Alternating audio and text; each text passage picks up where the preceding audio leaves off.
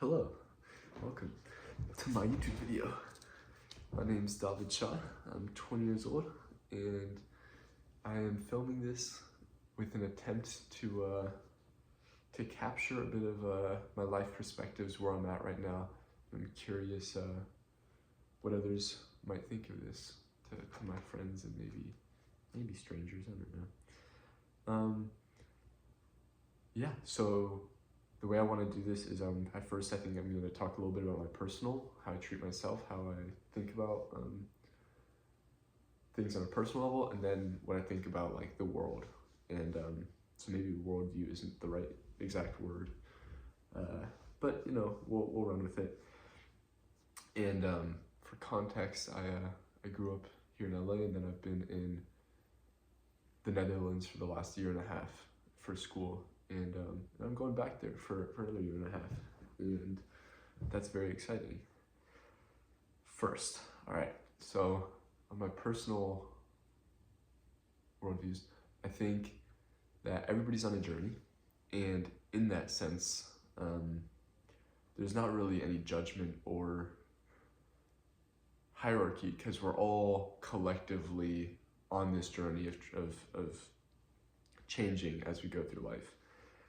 And so all experiences are also valuable, and experiences that are new and foreign are also opportunities for us to create kind of new ideas. And then love is really the essence of life, and it is the most effective and valuable thing in the world. And so to love, and really what that means to love is not something I think I can define or I understand fully even. I think that's a bit of a personal understanding that may also change. But that's really the most connecting, because we're all on this earth together with all of us in terms of humans, but also kind of just beings.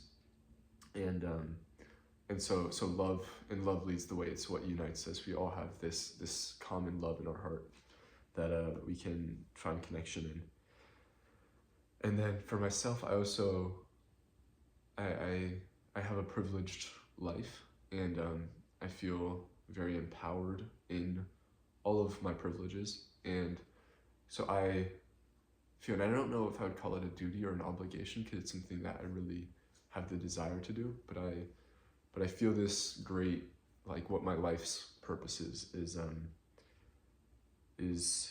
to foster some of this love-based change in the world.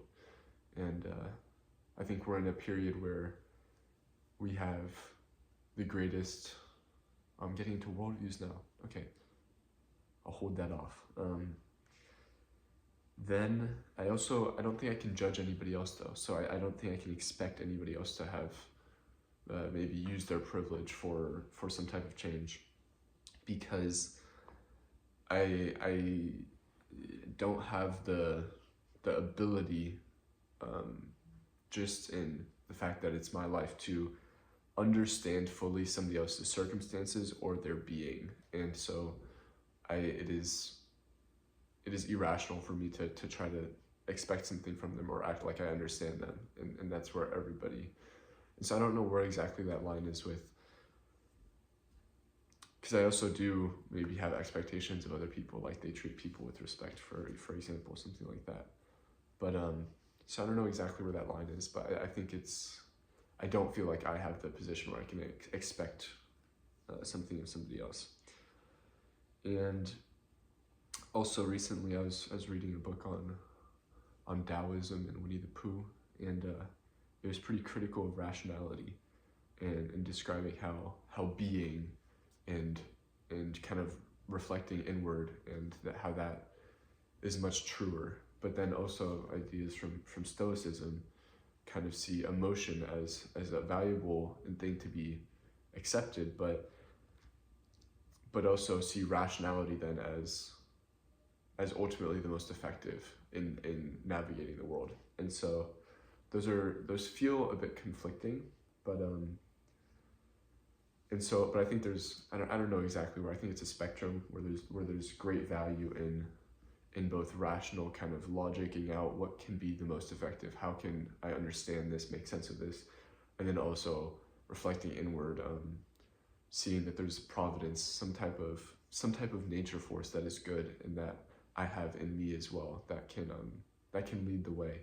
I don't I am but a human. I am but one little guy, and I think it's silly to think that I'm going to completely on my own figure everything out. I think I have help from all of other people, and that's where a lot of that power comes from, but also from providence, this leading nature of force of nature that is good. And so ultimately where it comes to, I think, with my personal relationship is at the end of the day the most important thing. So I believe in love, that's the essence, but then how do I go about that? And I think that's trying and experimenting, and if I'm trying and giving things an honest challenging myself good go, then that's the most I can ask of myself. And so I don't try to hold myself to the outcomes and measure my kind of success or perception of myself based on outcomes, because that involves a million other things that are out of my control. Rather, how have I tried, and is that as much as I can, and is that an honest, loving effort, and then experimentation, just because I think it's all about doing new things and not being limited by the past and what has been, but imagining futures and going for it, and kind of diving into the deep end a bit, into the unknown. Cool. So, and then when it comes to my worldviews, I think that I believe in this change that is very important for the world, and I think that this change is first, most before anything else, social. And so there's some quote I don't know off the top of my head exactly about how sustainability, somebody thought they understood it as a problem of biodiversity loss and ozone warming, depletion, whatever, all of this stuff. And they were misunderstood. They realized years later that as a climate scientist, they misunderstood it. The problems of global warming are greed and selfishness and polarity and all of these social issues. And I really believe in that. And if we can change the hearts and the emotions and the commitments and the beliefs, the values, if we can foster love in that way, then everything else is kind of a domino effect. And in that regard, education and values-based education and experiences and transformative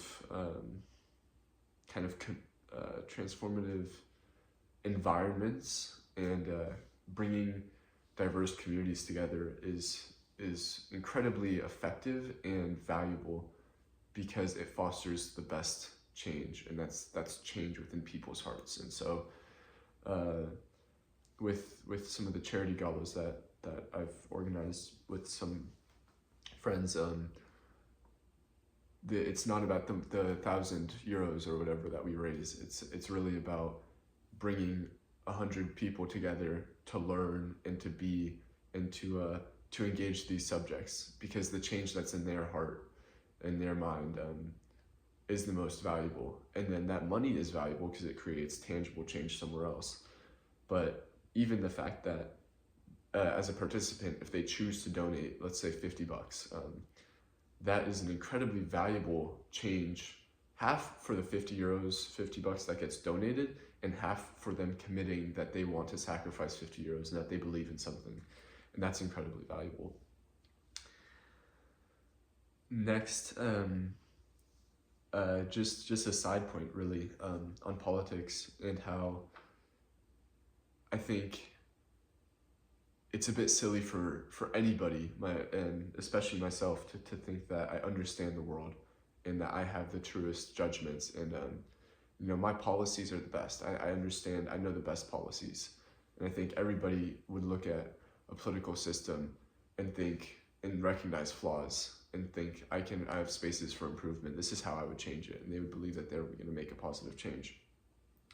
But we also all have these biases, and we also, and so ultimately, like, we're all flawed. I'm not gonna, and it's impossible to think that any one person's gonna have all the right policies. And so instead, what the most valuable thing is really the integrity and character of politicians, decision makers, leaders, people, is because it's how we approach issues, and that we're all on the same team of doing the best and having shared values and having shared goals, rather than pushing one policy versus another and fighting over it when it's never been about the policies. It's about kind of that whole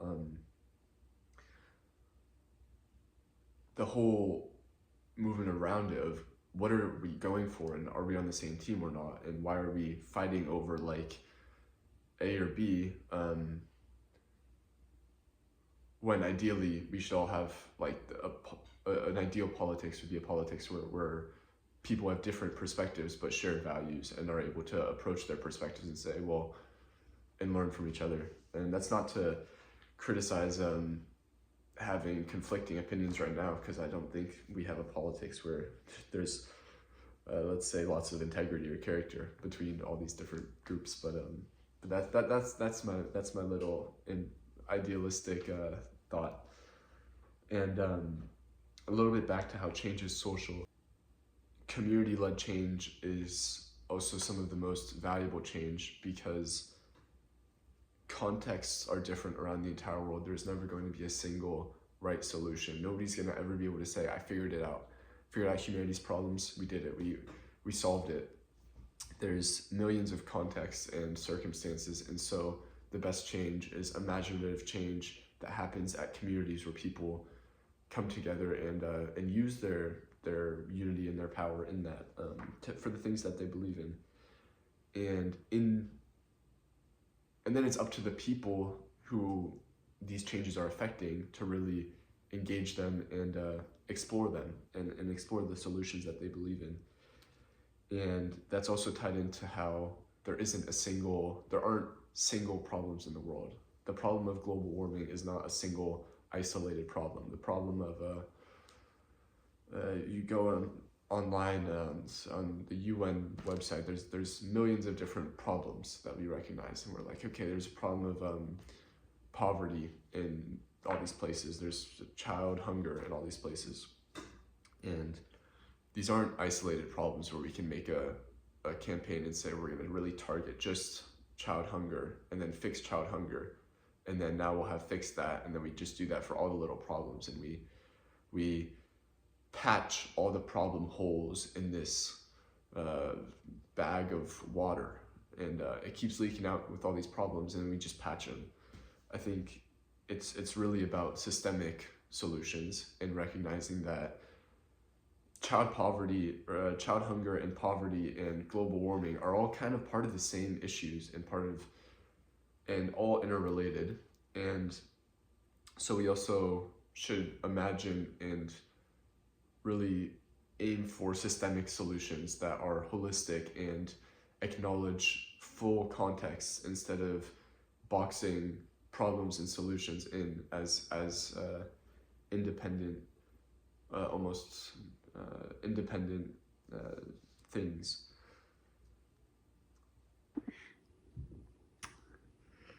Yeah, so thank you for your time. I kind of went on a bunch of different tangents, so I'm curious how this comes about finally. But yeah, let me know if you have any thoughts. Reach out to me if you want to talk about it. I'd love to. Love you all. Ciao, ciao.